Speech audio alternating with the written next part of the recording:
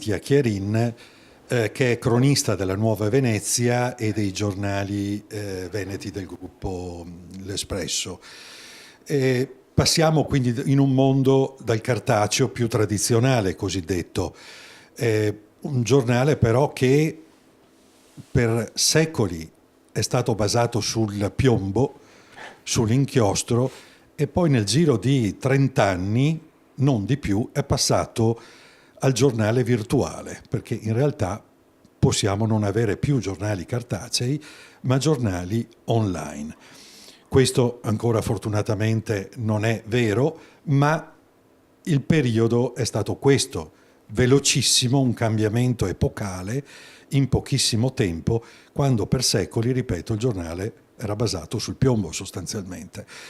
Il cronista che consuma le suole di scarpe, come si suol dire, per raccogliere notizie, spesso si imbarca, come dicevamo nella introduzione a questa nostra chiacchierata, in fatti di cronaca anche pesanti, e può chiedere il supporto di esperti, di esterni, per meglio focalizzare il tema o per dare un quadro interpretativo diverso che in grado capace di arricchire il proprio pezzo. Su questo l'esperienza tua, Mitja, finora con il mondo degli psicologi,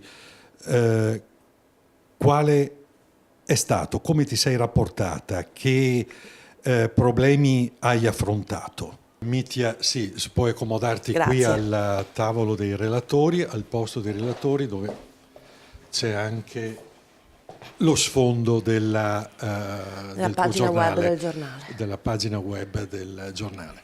Ecco, come dicevamo, sì, la tua considerazione o che testimonianza puoi portare nell'approccio, il confronto che hai avuto con il mondo degli psicologi nel tuo lavoro di cronista?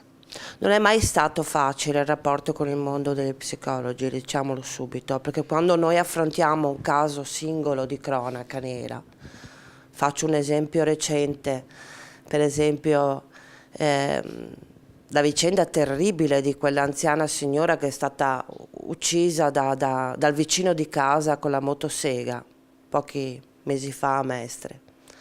È una vicenda impensabile, no?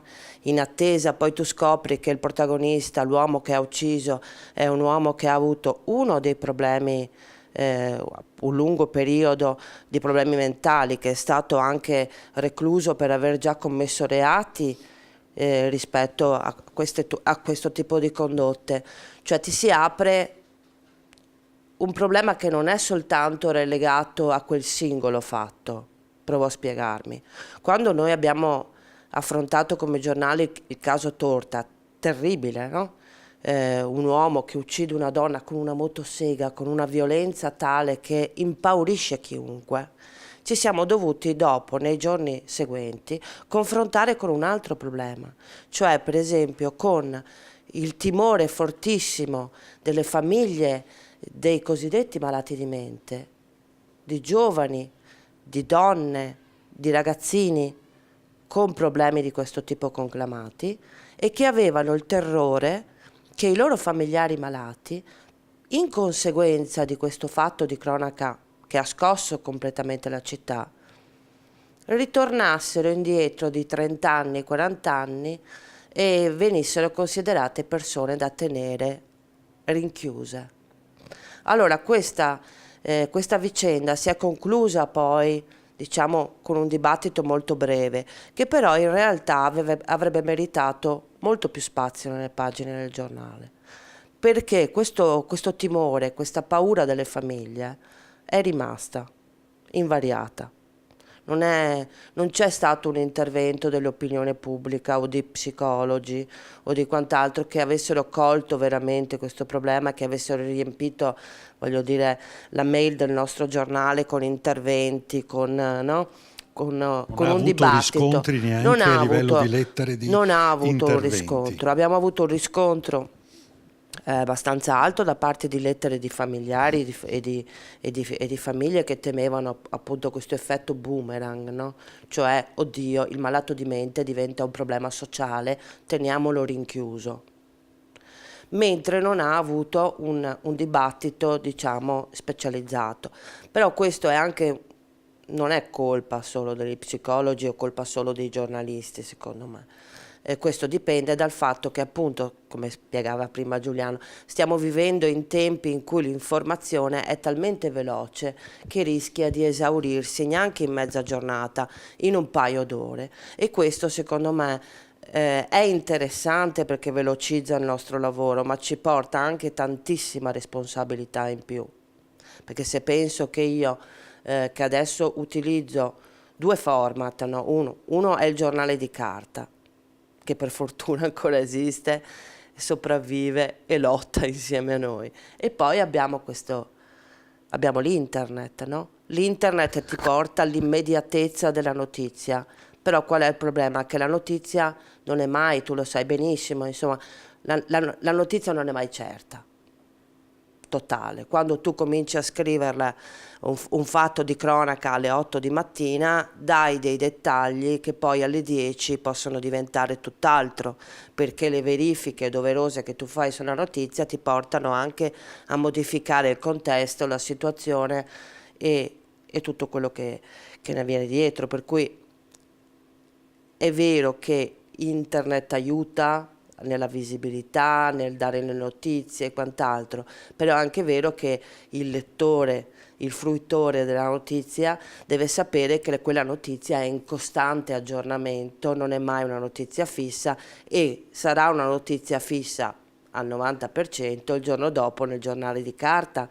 Perché è un'evoluzione continua. Esatto, è durante il un'evoluzione giorno continua che porta a velocizzare tutto e aumenta nella velocità indubbiamente anche la possibilità di sbagliare e quindi quello che viene imputato da anni ai giornalisti di non essere precisi al 100% nel dare informazioni, che è uno dei tanti motivi per cui vengono contestati dall'opinione pubblica, questa possibilità aumenta sensibilmente.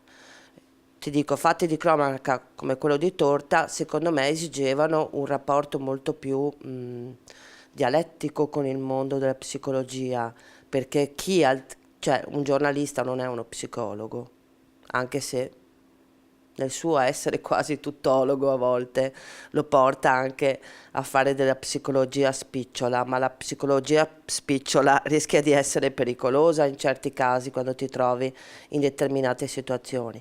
Altri casi di cronaca in cui noi abbiamo a che fare col mondo della psicologia purtroppo sono i casi di suicidio, che adesso vedo che cominciamo a trattare anche noi con molta più attenzione, nel senso che o tendiamo, a meno che non si tratti di un personaggio pubblico e notissimo o di storie che hanno dietro una valenza, una pesantezza, ormai anche noi dei quotidiani tendiamo a relegare in 10 righe la notizia di un suicidio. Torna a quello che era un tempo, che un Non suicidio. perché non sia importante, ma perché rischi di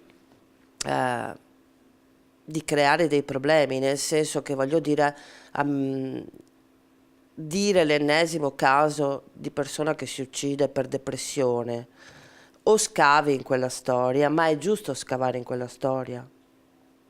Ce lo stiamo chiedendo anche noi, se sia giusto scavare sempre nelle storie di depressione, o se invece è molto più utile parlare dei casi di suicidio con degli esperti e dando la possibilità che ci siano delle strade per uscire dalla depressione, per esempio, che anche questo è un altro tema terribile. Certo. A volte servirebbe lo Questo psicologo. poi sì, non è in realtà il compito del giornalista di risolvere i problemi della Assolutamente, depressione, però il giornalista si occupa anche di quello che è la società Certo. e quando ci sono alti numeri tu ti devi interrogare su questo, non puoi non interrogarti. Ecco, lo psicologo, di fronte al fatto, come dicevamo prima, esattamente di queste situazioni estremamente violente e crude, se tu interpelli lo psicologo, soprattutto uno psicologo che lavora per un'istituzione pubblica, per un ospedale, e gli chiedi qualcosa di un paziente, lui giustamente poi oppone il diritto della privacy Certo. che ha la vittima, il paziente. Tuttavia, tu chiedi un aiuto, un contributo per decifrare meglio quanto è accaduto, Certo. no? Per dare poi ai tuoi lettori una traduzione migliore di quello. Cosa ti aspetteresti da uno psicologo? Perché qualcosa può comunque dire, senza Sì. ledere. Allora, eh, è indubbio quello, no? Cioè lo psicologo ha un vincolo, come, insomma, come tutti i professionisti, di tutelare la privacy dei propri clienti, dei propri utenti, no? Però quando ti trovi ad affrontare dei fatti di cronaca, tu hai bisogno di una lettura non che sia superficiale, perché il rischio è quello che diventi una lettura superficiale.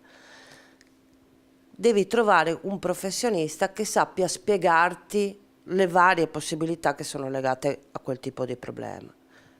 Poniamo il caso, ripetiamo, il caso Torta, una persona che ha subito già un periodo lungo di detenzione per aver già commesso un omicidio, viene considerato incapace di intendere e di volere, torna fuori dal carcere dopo anni, fa una vita normalissima, dopo qualcosa scatta e commette un altro omicidio, la sintetizzo, la banalizzo in questo momento per motivi proprio di comprensione.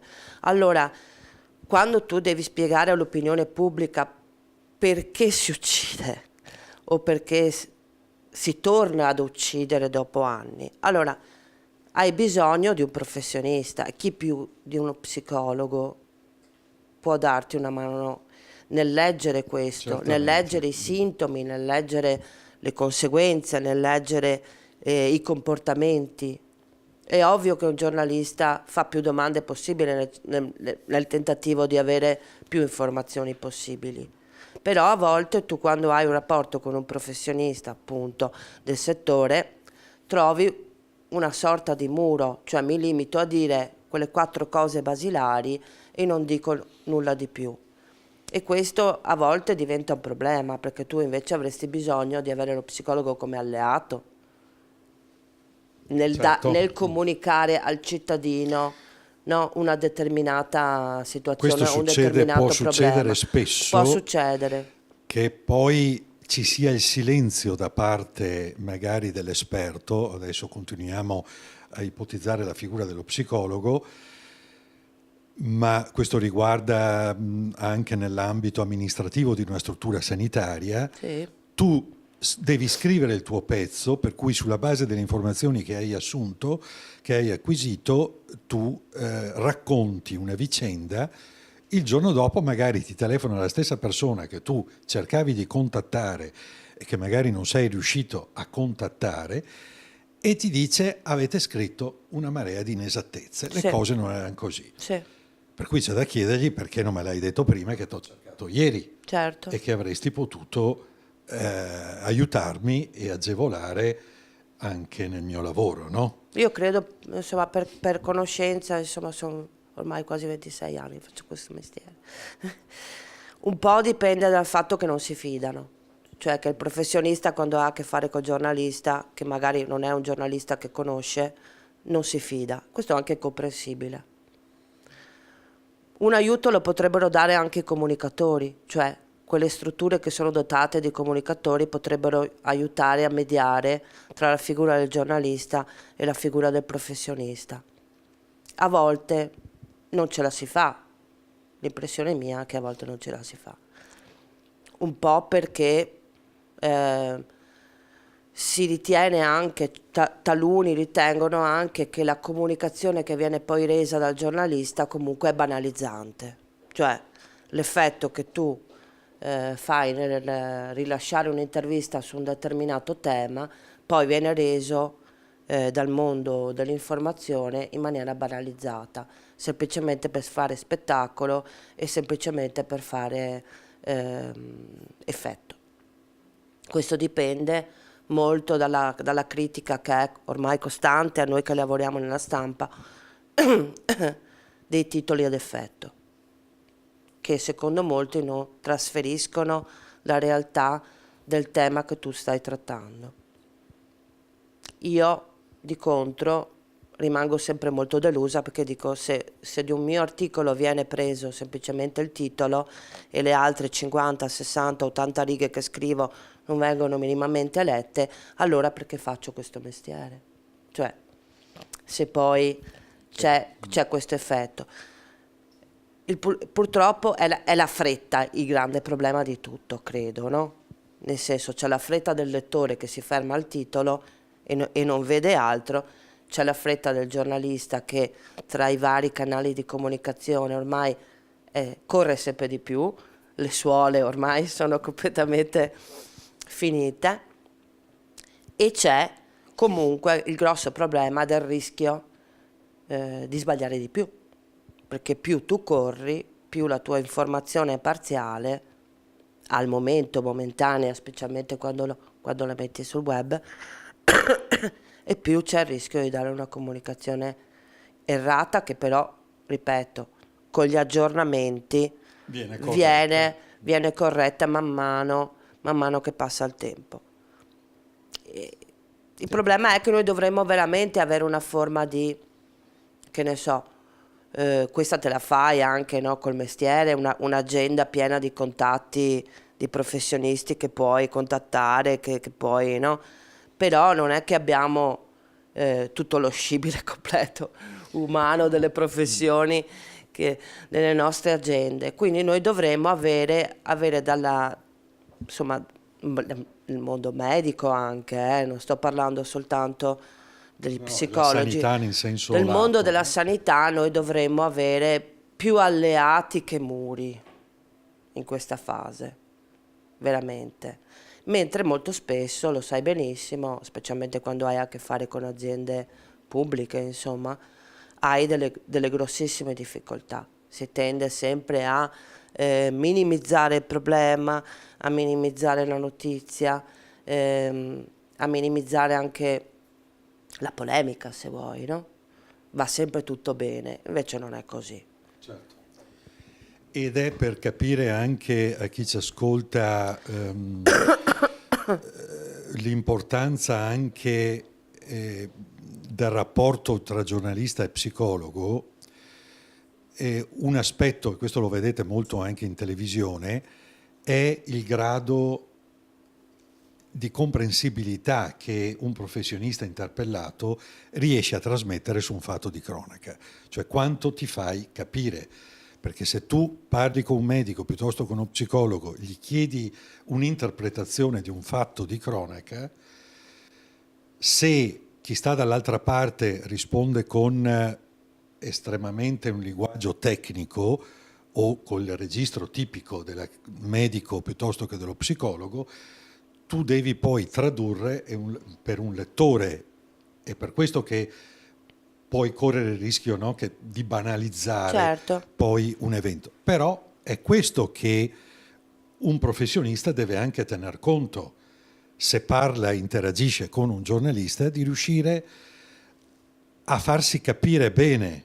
In questo modo poi può essere ulteriormente sollecitato da parte del giornalista per altri, anche in altre situazioni, in altri casi, Certo. per altri interventi, se riesci a colloquiare e a farti Sì. capire. Beh, io credo che insomma quando noi scriviamo gli articoli, quando noi scriviamo delle storie, no? Noi dobbiamo farci capire da tutti. Dobbiamo farci capire dal professionista che è competente di quella materia, come farci capire dalla casalinga che magari quella materia non l'ha mai studiata, o dal ragazzo che può essere stimolato ad occuparsi di un tema.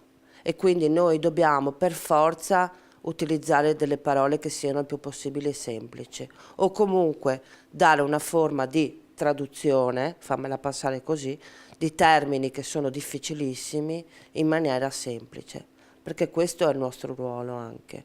Cioè noi dobbiamo permettere alle persone di comprendere un problema, un evento, un fatto.